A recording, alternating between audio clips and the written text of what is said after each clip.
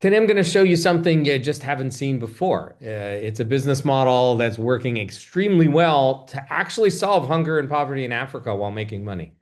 And so we're measuring hunger in terms of post-harvest losses, the norm being about half the food gets lost on the way to the fork, and poverty, as in most Africans are farmers and have no income. So the way we figured to solve these problems is to invest in companies that are building a modern supply chain. And those companies tend to look like this. They pick a crop, they find a few hundred farmers to start with, they buy the food, pay the farmers an income. The farmers now have an income. Surprise, surprise. They send a truck to go pick it up. They bring that truck to a processing facility, do a little value add, sell the results to restaurants, hotels, supermarkets. That's a profitable business model. And we as Africa Eats, we are investing in these companies in a model you haven't seen before. So it's one part venture capital, two parts business accelerator, and a bunch of learnings from Berkshire Hathaway. So from venture capital, what we learned is if you support entrepreneurs, they'll do amazing things, things that no one else can do. So to do that, we make sure it's still their companies. We're taking minority equity ownership in their companies. We spend most of our time scaling up those companies. I'll give you a bunch of examples of that. And then from Berkshire Hathaway, the biggest learning is that if you bothered to go do all this work, don't sell them, don't exit. Just keep these companies forever. Add more companies to the portfolio, grow the ones you have. That will create a value that is great for shareholders and has proven so.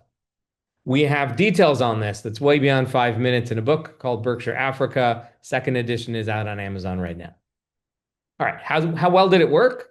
Well, if you looked at these companies, there were like six or seven that existed in 2014. The total aggregate annual revenues for those companies was $600,000 equivalent, right? They earn in their local currencies. Wasn't even $1 million until 2015. Last year it was $44 million. Here we are 3/4 of the way through 2025. We look like we'll exceed 55 million. The actual 4-quarter trailing is 55 million. In concrete examples, little companies, we found this company in Malawi in 2016. And in this case, we was a business accelerator. So this is a spin-off of a business accelerator. So a little company, they were doing agrovet supplies. Zoweto's now the largest agrovet supply company in Malawi at $1.5 million, trailing 4 quarters equivalent. All right, and they're listed on the public exchange in Mauritius. More on that later. Golden Pot, we found them. They were just making maize flour with a few hundred women farmers in Arusha. Now they're the only manufacturer of breakfast cereal in Tanzania, 2.3 million. So about 100x growth in 5 years. We funded just about all of that. PMP was hand cranking sausages in Rwanda in 2017. They're now the largest chicken processor in Rwanda, exporting to across Central Africa, 3.3 million. So again, about 100x growth in more than 5 years here, but not much more. They're also a publicly listed company. Swahili Honey's doubled every year since we met them, but one.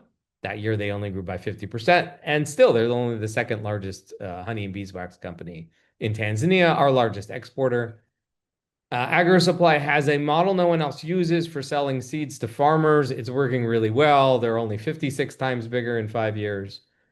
Truck didn't even get started till 2020. It's a creation of the meat company. Didn't get any funding at all until 2022. They built a $2 million company on $200,000 of revenue. They built a $10 million company on about $1.5 million in total capital in. We're about to list this company as well. And the one that kicked this all off was East Africa Foods. It was a year old when I found it. The guy did $100,000 of revenue in the first year on $4,000 of investment. And he's still growing. It's 180 times bigger now. It's the largest fruit and vegetable aggregator in Tanzania, and they're now selling in Kenya as well. What we didn't take from the VCs is this idea of future profits are nice. We like profits now. So all our companies have been profitable. In any given year, something goes wrong. Usually it's weather related. The other thing we learned from Berkshire Hathaway, so they're a $1 trillion company with a headquarters of 25 people. We're a lot smaller. We're a $30 million company with headquarters of 3. So Africa Eats, we're either us and all of our companies, which have all their own management teams. So either we're a few thousand people, or we're 3, depending on how you look at it. In terms of these impacts, yeah, we tend to double the income of those farmers. We've improved the lives of roughly 1 million Africans so far. We have 2 studies showing what that does for people. And in terms of those post-harvest losses, the one study we looked at was 2%. It's not even worth the money looking at our at what it is, because it's somewhere between 2, 3, 4, 5% at worst. And then in terms of finance, back to the money side, we're a publicly listed company. We are a liquid publicly listed company, and we're liquid because not because we're listed in Mauritius. We're liquid because we created a sister company in 2024 called Tuesday Markets, the first equity market maker in Africa. So when we spun out Africa Eats from the accelerator in 2020, we just called it $1 a share. The price on Friday was $2.65 a share. That's a compounded rate over 20% over these last 5 years. It's pretty decent. That's beating Berkshire Hathaway. The blue numbers come from a McKinsey report. It's showing the PE funds, the VC funds, and two measures of public equities.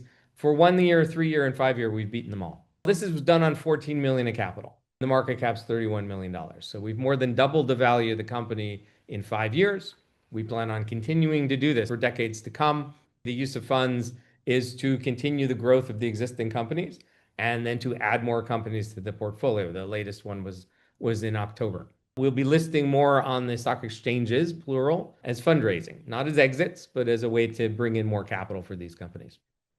And that's it. So Africa Eats, it's again, a little bit of venture capital, a lot of business accelerator, a touch of Berkshire Hathaway, and great results.